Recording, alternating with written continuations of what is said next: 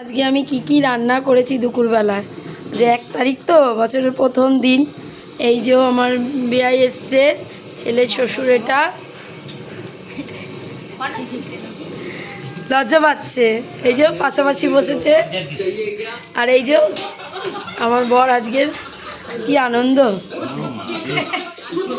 এই যে ছেলে মেয়ে, এই যে বোন, আর এই যে আমার বৌমা, আর এই যে মিমি।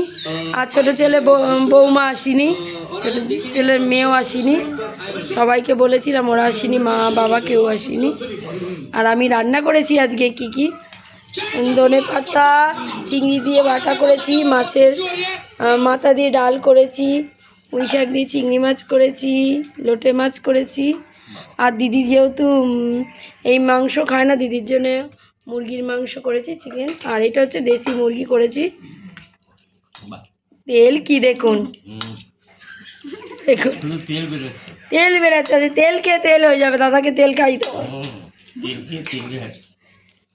এই দুপুরবেলা আজকে আমার রান্না। আর কিছুরও স্যালাডটাও দেখাইনি। এই যে এটা একটু মাঠে মাঠে হলে ভালো লাগতো খেতে, খুব সুন্দর লাগছে।